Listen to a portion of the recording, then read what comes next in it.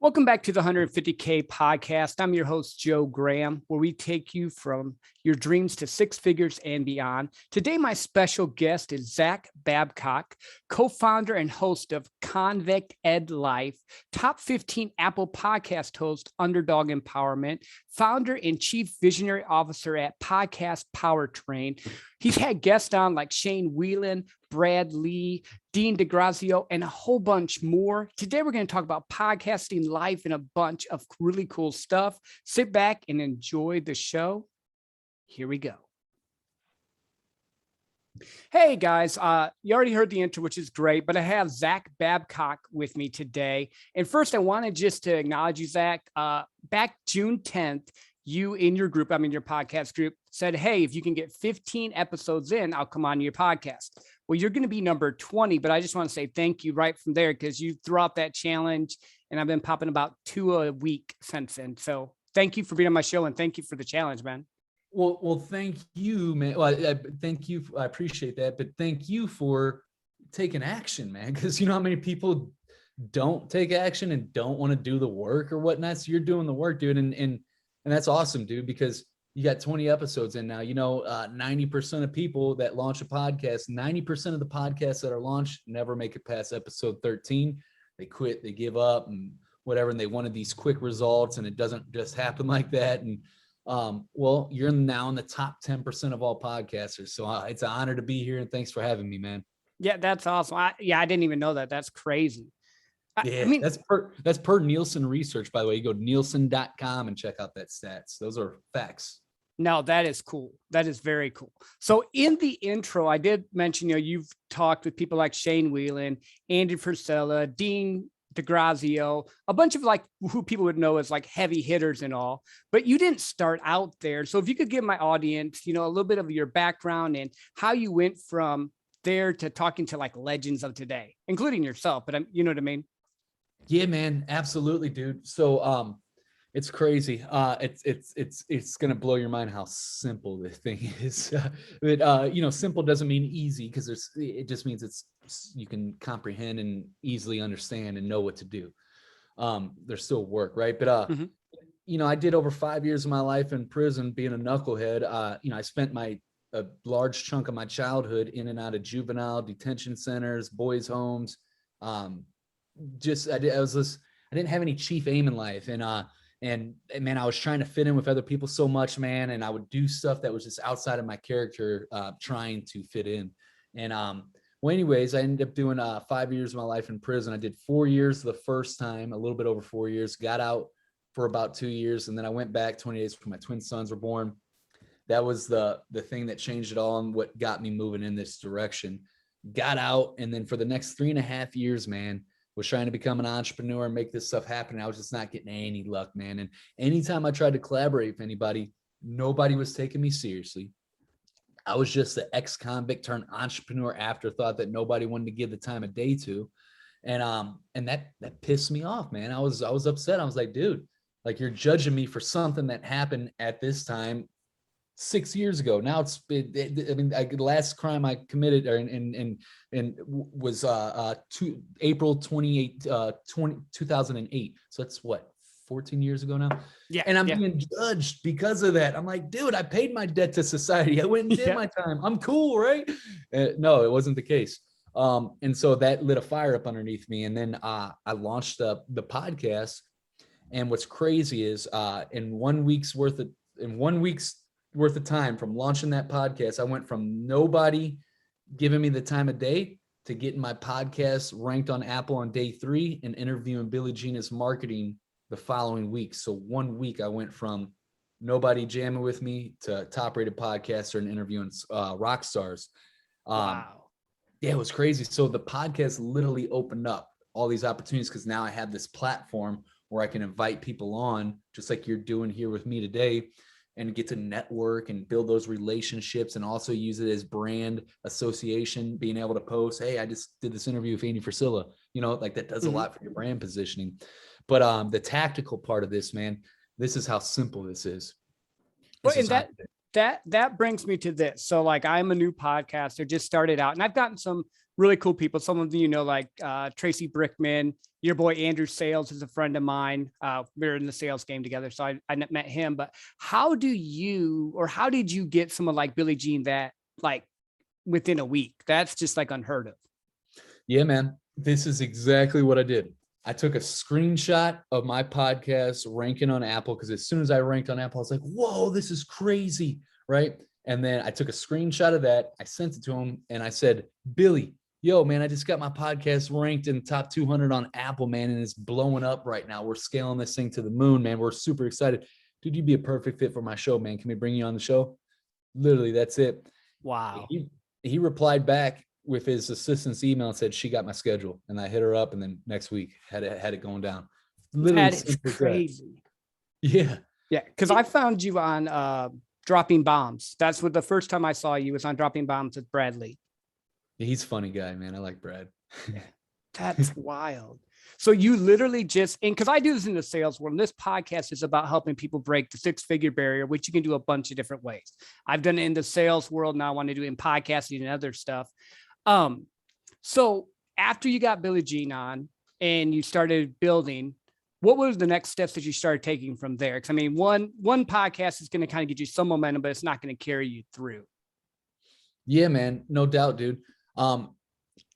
This is going to sound so cheesy and cliche. I got to say this first though, because this is the most important thing. And then I'll give you some tactical, stuff that you can actually do and get results with fairly quickly.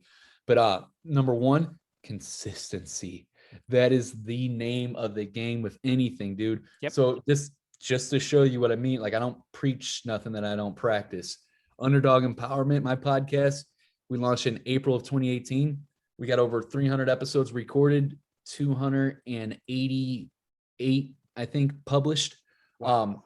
And in that time, I have never missed a single Monday publishing day. We published on different days, like we've done Monday and Tuesday, and we tested all the different variations, but we have never missed a single Monday since April of 2018 of publishing. That's consistency. And yes. And why is that important, dude? So many reasons. Number one, you're going to build up the skill and learn so much in the process and meet all these amazing people and develop all these amazing relationships. But more importantly, or not more importantly, but another factor would be your audience can trust and know that they have something coming out at the same time every single week, just like their favorite TV show. Yep. It's something that they can rely on. So that's first and foremost. But yeah, that played a huge part in the growth. But what was the exact question again? I'm sorry.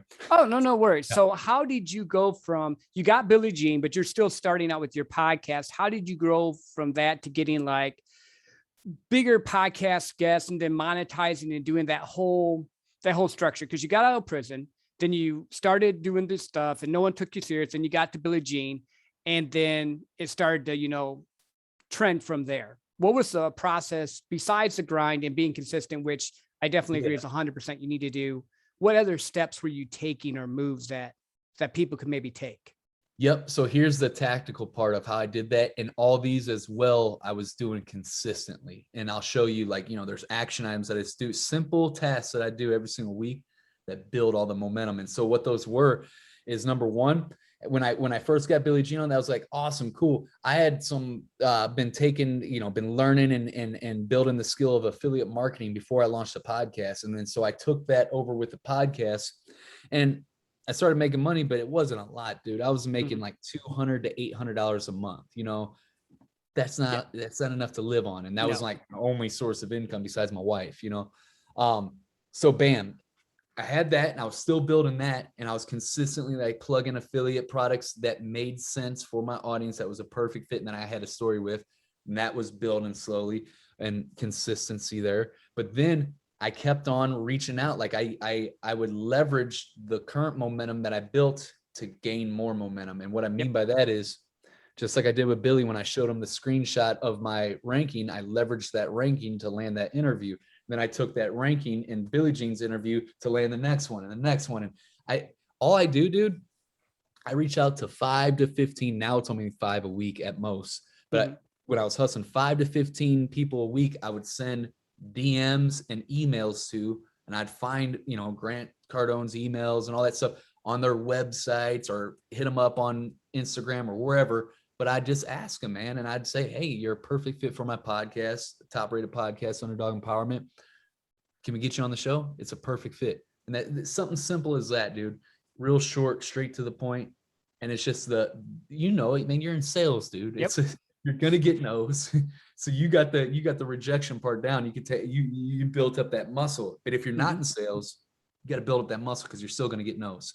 It's just you're going to get more no's than you get yeses, but the yeses make up for the no's and some. Yes. Well, and that's like you literally, when you were saying, I'm saying this is my sales job. I talk to CEOs, CFOs, chief technology officers in the role that I'm doing right now. And then online, I do a sales coaching business. So I talk to people, and no just means not now, or no just means I haven't brought them enough value yet. And I'm sure there's people that you really wanted on your podcast that you said, okay, you said no now. Later on, you're going to be coming back and asking me to be on it.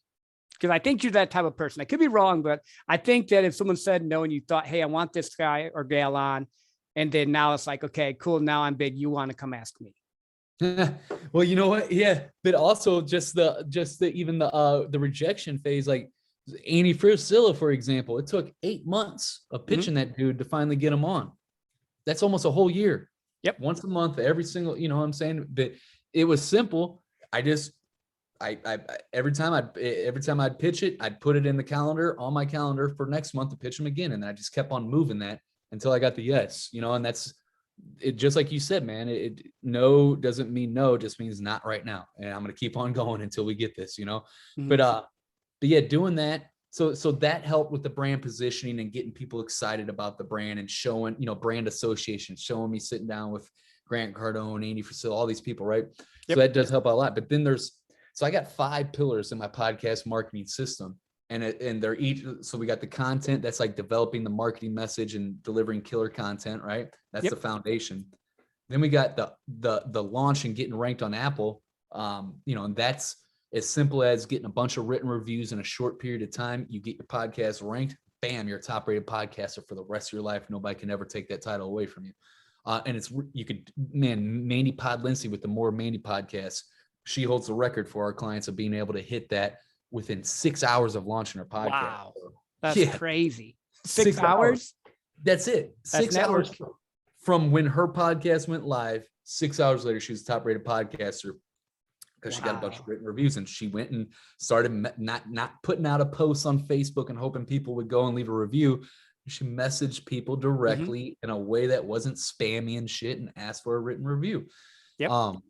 But yeah, man, that right there, that builds that momentum. And then, going on, like I said about the celebrities, but then growing your podcast, that's the third pillar, audience.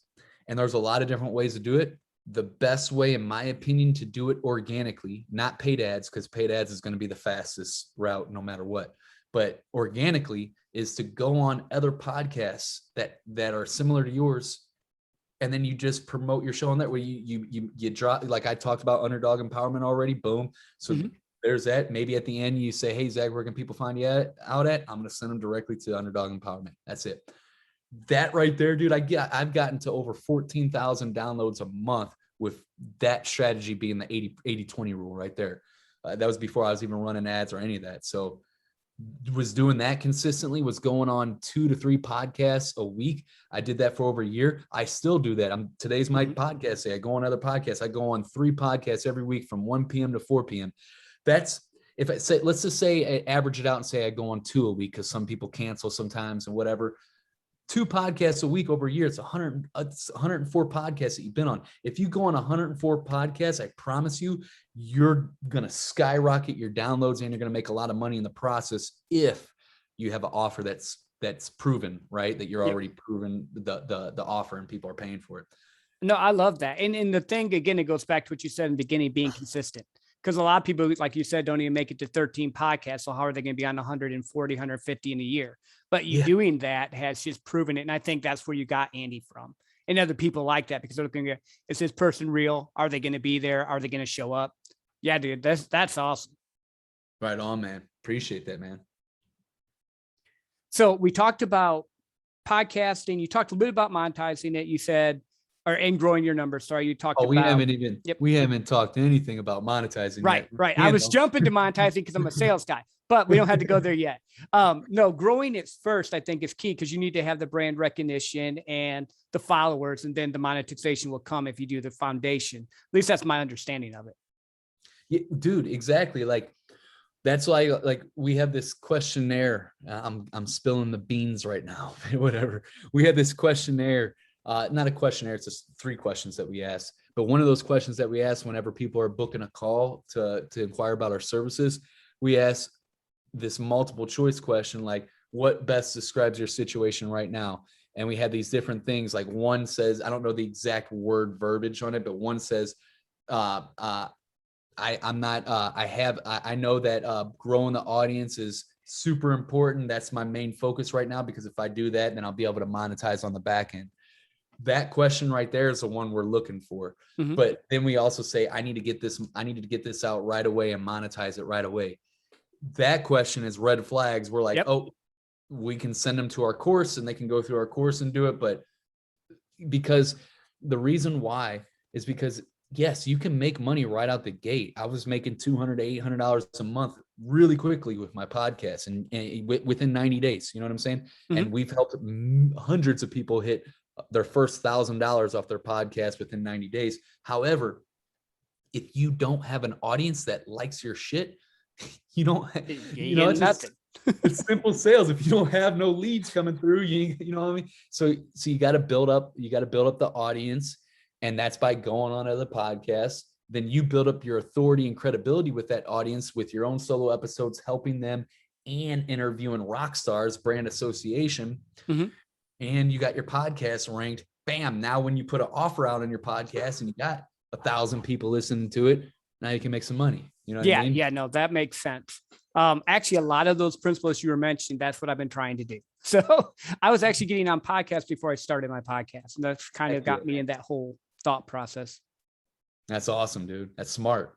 Yeah. And it's, I look at it as a long game. I think a lot of people try to monetize too fast or too quick, or maybe they're in a position they have to. But if you can build it up, like you said, everything up over time, then your audience already trusts you. You've been there, you've been consistent. So when you say, hey, I got this thing, you already have them in the buy-in. Yeah, dude. And so like, exactly. And like, you can monetize right out the gate and send people to, like, let's say affiliate marketing. You got some affiliate marketing products that you want to promote on your podcast. Do that every single episode. I'm not saying don't do it. Or if you got like a funnel already and you want to send people to your newsletter, like if you go on my podcast and you listen, you'll notice like the more recent ones, not the ones like when I was first starting, but the recent ones, all the stuff from 2021, up until this point, I plug 3 different places. I'll plug the free newsletter. And guess what? If you get in that newsletter and you're already listening to my podcast, there's opportunities within that newsletter for you to buy our courses and to send up our pipeline, right? Yep. But it also adds a ton of value. So newsletter number 1, and then Facebook group number 2, and then sometimes I'll plug my Instagram because that's a platform, me personally, that I'm focused, that I want to really build up. But mainly though, those first 2, the Facebook group, because if you join the Facebook group, that's the community for the podcast to further get to know, like, and trust. So I look at it, to make it simple, I look at the podcast as the top of funnel. All right. When I go on other podcasts, remember I said, like, at the end, you say, hey, Zach, where can people find you? Underdog Empowerment. Send them there, right? Yep. If I can get you over to my podcast and you get to hear my thoughts, views, and perspectives and opinions, 1, you're either going to know, like, and trust me, or 2, you're going to hate my guts. One or the other. Either way. You know what I'm saying? Yeah, and then, 100%.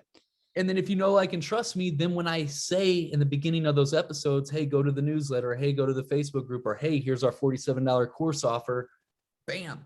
You know what I'm saying? You'll take action on it because the podcast does all the heavy lifting for me. You know what I mean? Yeah. Yeah. No. And that's, again, kind of what I've been trying to follow up with and do. So like I said, I heard you in the group and I've been following your stuff for 2 years. So I've heard some of these tricks and trades, which is awesome. And that's just what I've been kind of trying to do with, on Mondays, I have guests like you in, and then on Fridays, I'm doing my kind of own little sales spin, because that's kind of the angle I'm wanting to go with that. So after this part of it, so you got the audience, you got the brand, And then you have like your course you mentioned. You said there's other ways that you can monetize besides affiliate marketing in your course. What would those be? Yeah, man. So let's give some real specific examples. One way, let's say that you sell a physical product, all right? E-commerce. And so with physical products, one great way to generate sales is by giving people coupon codes for discounts, right? Yep. Like, hey, this product costs $100, get 20% off. Boom. But only until then, a deadline. So it creates scarcity and urgency. Mm-hmm. So bam, this could work with selling a physical product. I'm going to show you the exact blueprint of the episode of how to lay it out. But this could work with selling physical products. It could work with selling service-based services, service-based services. But It's all good. Hey man, it's 2:28 p.m. where I'm at, man. It's about that. No, I but hear you. I hear you. it could work with that. It could work, dude. And so like, here's how it would look. Let's say you're selling physical products. So then you bring on, 2 to 3 people that have bought in your product, right? And that have gotten some killer results. And then you do what I call this 3-step formula, where you walk them through this process where you ask them, hey, what was life like before getting these products? And then they're going to go and tell you the pain that the pain and suffering that they're going through, or what they're going through, which is the same pain and suffering that your audience is in right now. Mm-hmm. And then so your audience gets to relate to that. I'm like, yeah, I'm going through the same shit, right? And then next question, hey, what was life like when you first started using this product? And then now they're going to go into how much time, headache, frustration, or money it saved them, or whatever that was, that benefit that they got.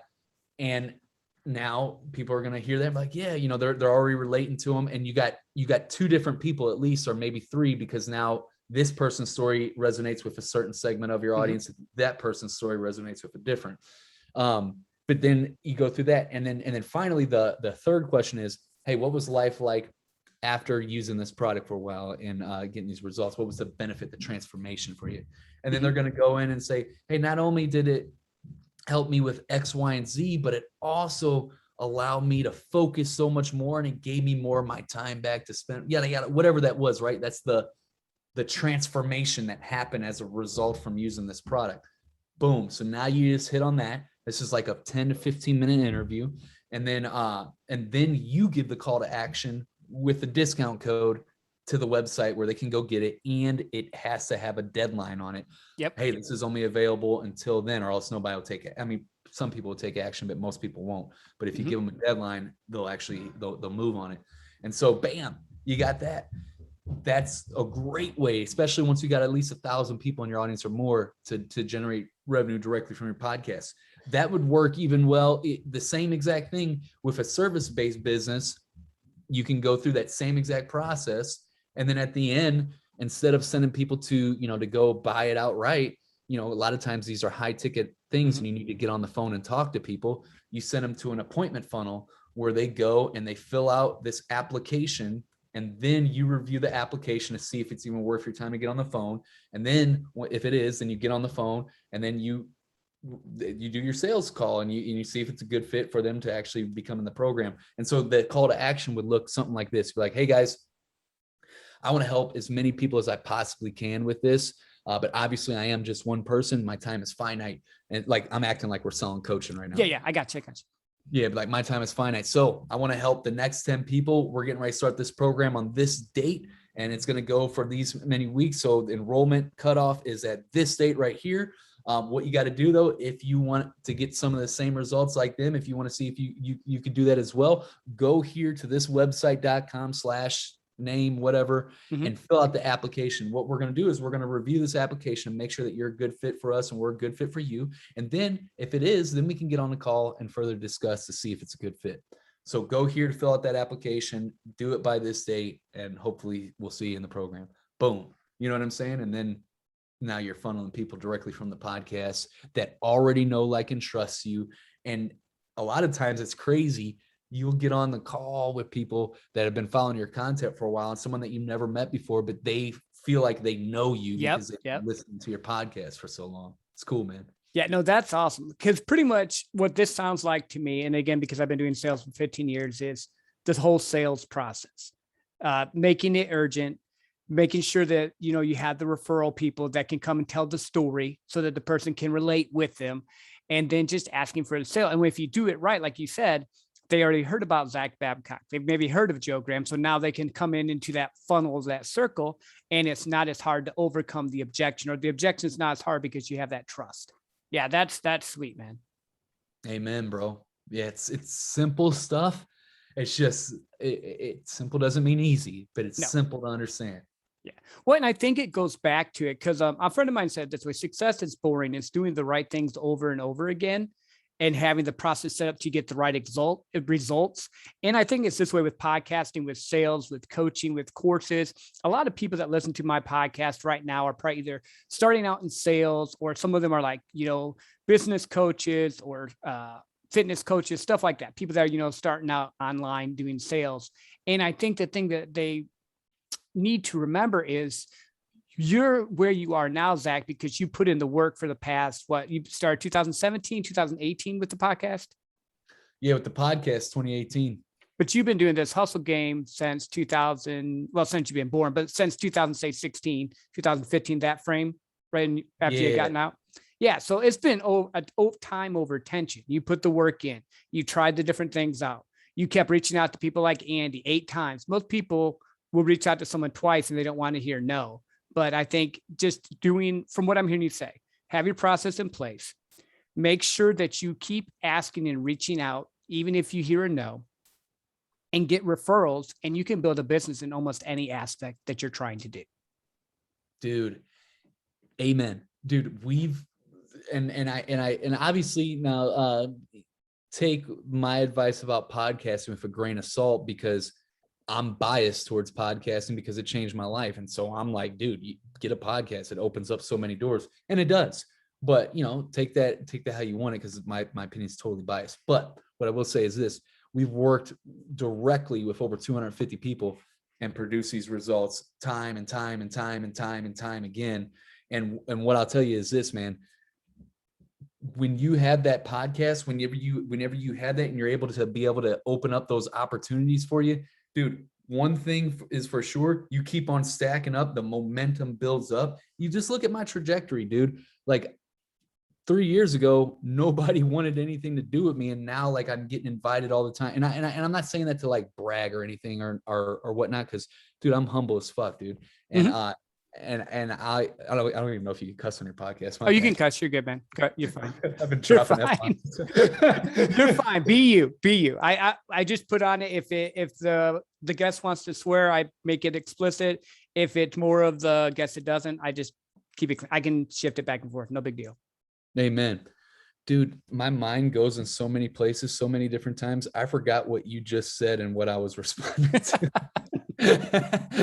No, we were talking about how you became successful and how your heart is with podcasting. So podcasting is the route that you've used to break that 6-figure barrier, and how that it's helped you out. And you were talking about something about putting in the work over time or something. Yeah. And I was just saying how I relate it to sales, because in sales, a lot of times I'll see people come in and they may have a great ton of talent, but they don't put any of the work in. Then I'll see someone come in that's not as talented, but every day they make their calls, every day they do their emails, every day they follow up. And I find that kind of like with the underdog empowerment idea, the guys and gals that put the work in get so much farther and are so much more successful. Kind of like what you mentioned a little bit ago. You're opening doors for yourselves for masterminds, meetings, stuff like that now, because you put the work in 3 years ago. Yeah, dude, that's what it was. That so where I was going with that until I totally mind blanked there. Yeah, take it with a grain of salt what I'm about to say, but like, dude, podcasting, we've worked with over 250 plus people now, and we worked with people and salespeople like yourself, loan officers, truck drivers, literally a completely offline business. Started the podcast, and we helped them monetize because we say, hey, you want to, what are some manufacturers that you want to do business with? Oh, okay. Go interview the CEO of them. Ask them to be interviewed so you could talk about how great their company is. And then that's the end for them to build that relationship, which leads to business being done.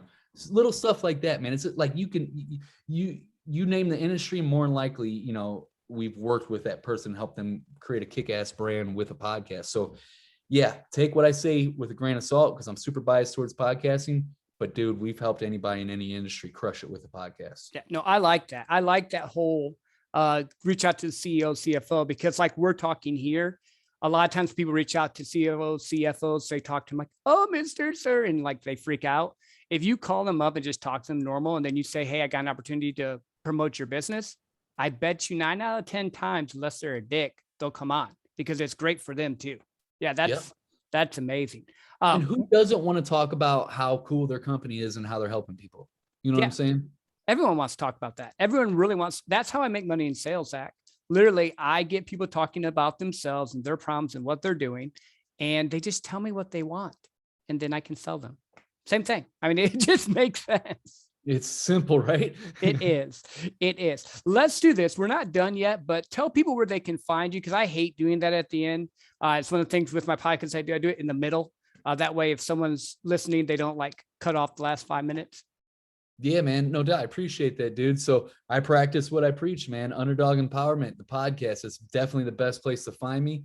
You could find it on almost any podcast platform that you listen to podcasts on.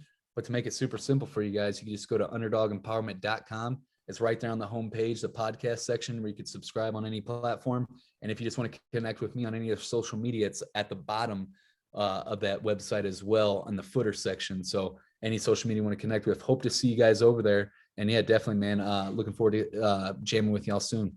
Yeah, and the Facebook group's great too, because not only is Zach in there, but there's a ton of really cool other podcast people, some that have gone really far, some that are just starting up and come. So if you're looking to grow your network, like he mentioned earlier, might be a good thing to check out as well. And that's Underdog Empowerment on Facebook too, right? For the group name. Yep. For that, just in case, because they're censoring all types of stuff and a little crazy and stuff these days, man. In case they ever Facebook ever gets to tripping and tries to kick us off there, you can always go to underdogempowerment.com/fam, and that will lead you right now. It will lead you directly to the Facebook group. But if we ever get kicked off of Facebook, it'll lead you to wherever we end up at. Yeah, well, we'll all get kicked off together. Guilty by association, which is fine with me. I'm okay with that. So we've talked a little bit more about like monetizing and all the different stuff with it. I had a question because I know you also have another podcast that you're doing. You're a co-host of. Do you want to talk about that a little bit, or? Yeah, man, for sure, dude. So Convicted Life, that's the other podcast we're doing. So this podcast is unique in the sense of it's the first of its kind ever.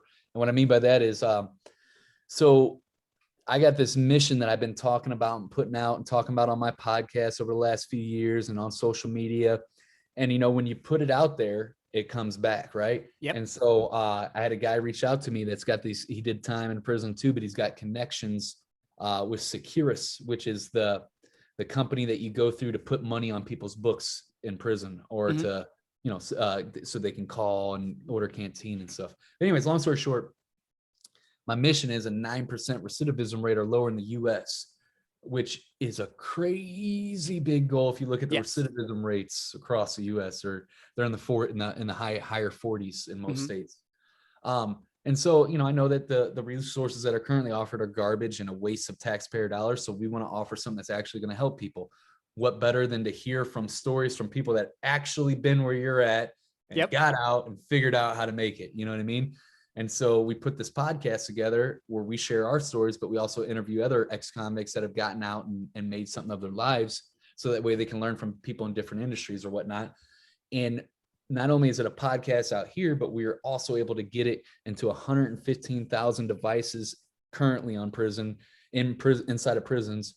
And we're getting ready to open up Arizona, North Dakota, South Dakota, Wyoming, and 2 others that I can't think of right out the gate that we're getting ready to get it inside of there too, which is huge. And then because it's hard to get people hooked on it right now, we're going inside of the prisons to start talking with people and just helping people out. Dude, that's amazing. Yeah. And then we're going to send them to the podcast, and then eventually word of mouth is going to pick up and everybody's going to be in on there. And we're able to help people out with stuff that's actually going to help them. And then we're going to build out other stuff for them. We'll figure that out as we go. That's how entrepreneurship goes. A lot of times, Mm-hmm. that. Yep. Fuzzy dream, move forward. Yeah, no, dude, that's amazing. I love that. I think that's great because a lot of times you hear about, people that made it, they did this, have this great comeback story. But what I love about you doing this, Zach, is you're reaching a hand back to people. Because honestly, let's be honest, a lot of us just didn't get caught. So, there's a lot of people that judge people that maybe went to jail for whatever reason, whether they did something or not. But a lot of people just didn't get caught. So, I mean, helping people out, we all make mistakes. I mean, hey, I commend you on that, man. Thank you, brother. I appreciate that, man. Something dear to my heart for sure. Yeah. And that's kind of the other thing with me. So, and you understand that you made it past the 100K mark for sure. So once you get to that point, you can breathe and kind of see what do I want to do? What's my dream? What's my desire now? And that's kind of that whole process with my podcast here, with just bringing in different entrepreneurs like yourself, helping people find different paths. Like I found mine in sales, you found yours in podcasting.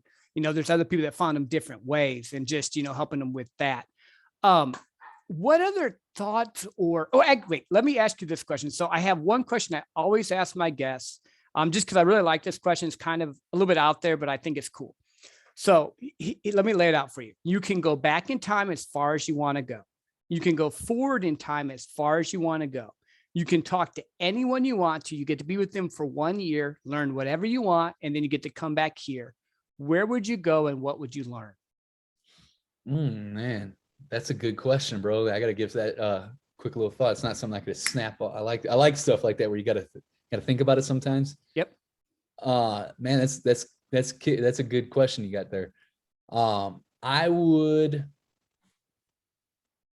go back to 2000, pre-2011. I would probably go like 2000. I'd probably do like 2009 to be able to hang out with Steve Jobs before he got his cancer and started like going, down, like, but also after the iPhone, and then I would want to pick his brain about just his whole thought process of how he goes about disrupting markets, because the dude was just legendary at legendary. Yep. Yeah. No, dude, that's cool. That is cool. I like that. Yeah, that's interesting. Because you actually are one of the very few people that have given me someone they would go listen to or go talk to. Most of the time people are like, I would go talk to myself when I was 17, or I want to go 10 years in the future and talk to myself and see how I am. Like, okay, cool. So dude, that's interesting. Yeah. Jobs was crazy, like in a good way, not in a bad way, just like the way he could just see things. Yeah. And you know what too, man? I don't know. This is just speculation on my part. So this is just my opinion. This is not facts or nothing. But if you read his autobiography and watched the movies or talked to, read up on stuff that people wrote about him that knew him and stuff, he wasn't a nice dude. He was like really like intense and dialed in. And if you weren't on your shit in the organization, he was coming at you. And I noticed that I got to that point for a little bit there before I made a big change this year. But I was like so freaking intense and so we have core values that we live and die by in our company. And these are also core values that I live and die by just life, right? But they're our company core values as well. And like every single decision we make is based off of those, and if it doesn't align with those, it ain't happening. That's promoting, recognizing, firing, deciding if we're going to take this shiny new object that's being presented to us, if it's an opportunity we want to take, whatever. Every single decision is based off of those. And so like when stuff would happen, when team members were not living by those core values, like I'd come down on them pretty hardcore, but then this year we still live by the core values, but I'm not so like mean and shit like I was before. Yeah, I got you. And I feel like it's just a evolution, because I feel like, and this is a little bit deep here, but I feel like the reason why a lot of Steve Jobs was like that, and why while I was, and there's a lot of traumas and shit that happen throughout your life, and then that you end up start running programs for, and sometimes you're not even aware of this shit, right? And that's been something that I've been working on a lot this year. And stuff that I'm, that's a whole nother topic, but I'm going to do some assisted therapy stuff that's going to help out a lot with that. No, that's good. I think we all have that. Like Oh, we do. I'm 44. I think you're a little bit younger than me, but I mean, I grew up in the 90s. I grew up in that whole Midwest where men don't show emotion unless it's anger. You don't ever address anything, yada yada. And I think, a lot of people that I hang out with now are kind of doing the same thing you mentioned, going through and touching on childhood trauma or adult trauma, or just different stuff that you had to deal with. And if you don't face it, it's going to come out one way or the other. So it's always better to, deal with it. I love the fact that you're talking about it because, like, dude, most men think it's weak to talk about that, right? Like you said, because the whole '90s thing, girl, like, hey, we don't talk about pride, the only emotion we show is anger. Like that's a lot. That's the society's way of molding men, right?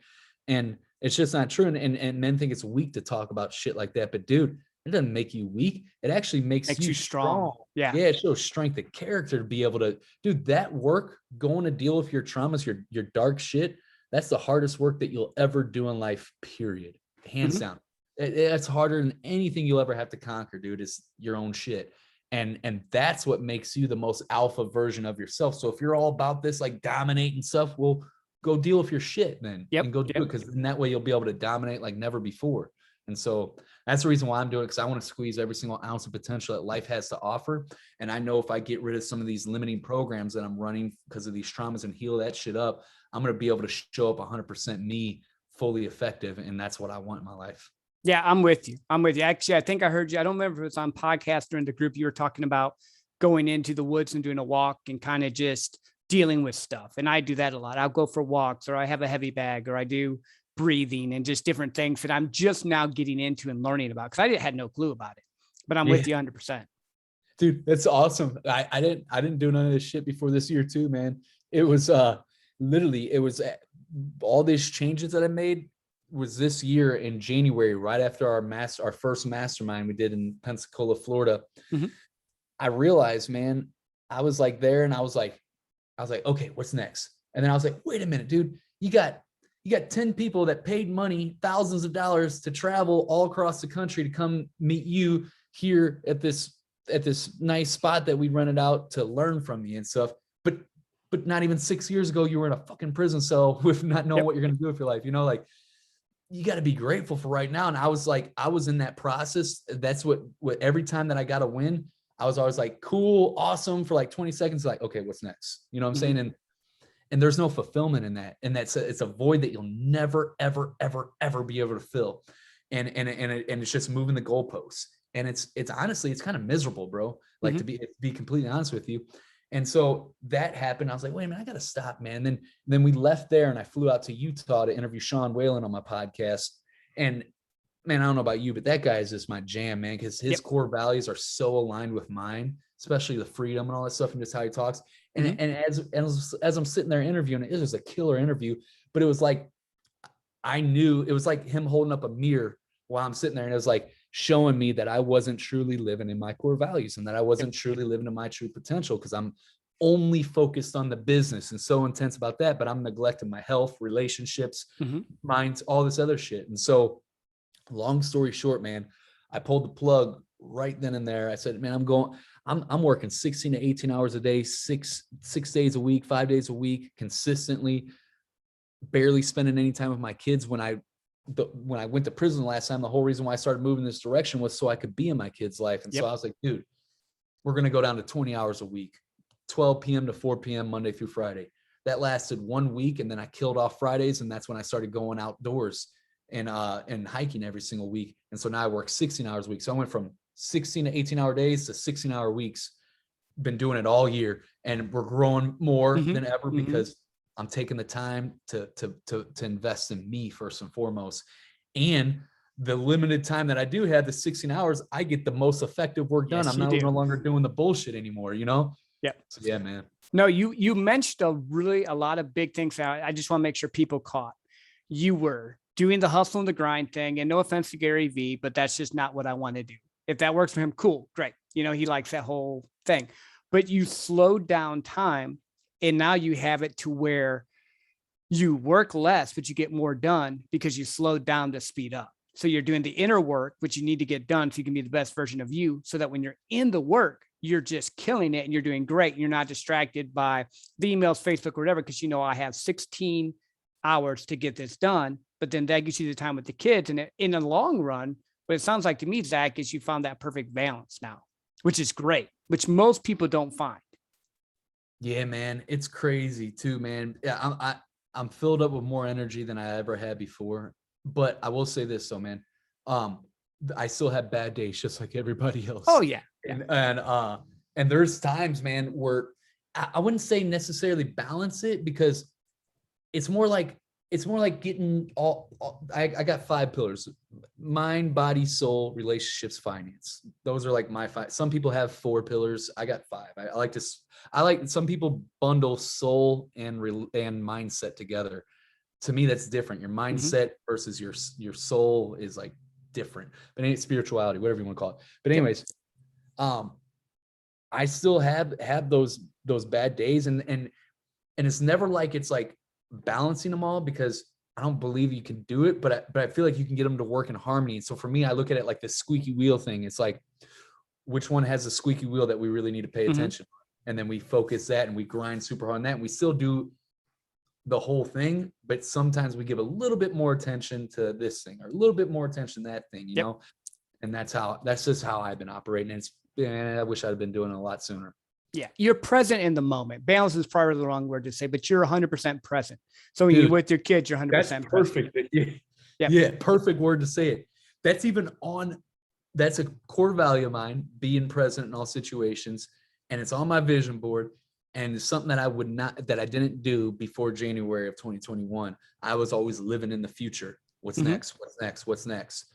Never was living for right now. And now that I'm living for I'm actually fulfilled from the work that I do now. And it's just amazing, man. Dude, it's the same thing for me this year. Like, again, I'm in sales. So that go culture, always going to the next thing. And I was winning president's clubs and doing all this stuff. And then this year, I've taken time, wife and I have gone to Hawaii a couple of times, been to Destin, Florida, just taking time to do stuff for us, and just being present in the moment. And I work less now. And this is going to be my best sales year ever. And I think that's the key. I'm being present in the moment. And when I'm at work, I'm at work. When I'm at home, I can be engaged at home because I got the crap done. Yeah, dude. Amen. That right there. Being at work, you're at work, being at home, because dude, for me, dude, I was always carrying the work into the personal life, but now, it's a game changer. Yeah, dude. No, this has been amazing. And I want to be respectful of your time as well. Any other parting words to my listeners? Any other encouragements you want to give them? Yeah, man. I always like to, anytime I get asked it, like my greatest, the words of wisdom that I would give is, everything in your life that's wrong is your fucking fault, and ain't nobody else's fault but yours. 100%. And if you ever live in a victim mentality and blaming other people for your problems, you're gonna be miserable, and it's not gonna be fun, and it's not gonna get you anywhere.